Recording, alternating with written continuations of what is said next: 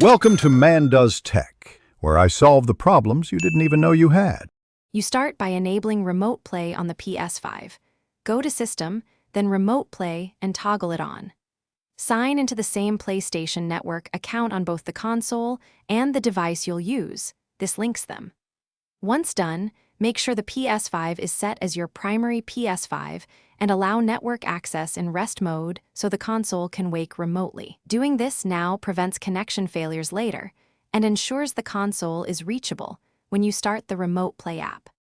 Next, install and open the Remote Play app on your chosen device. Sign in, then let the app search for your Ps5. If it doesn't auto-detect, choose manual registration and enter the code from your console. Once connected, adjust streaming resolution and frame rate to match your network. Lower settings reduce lag on slow Wi-Fi. Pair a DualSense or supported controller via Bluetooth or USB so inputs are responsive. These steps optimize performance and make gameplay smooth without constant reconfiguration. To begin, open Remote Play on your device and press the PS button to wake and connect to your Ps5. You should see the console's home screen streamed.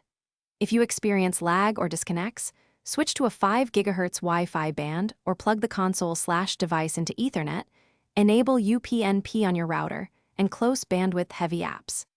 If a connection still fails, power cycle the console and router, re-register the device in Ps5 settings, and try again. That usually resolves persistent pairing or network issues quickly.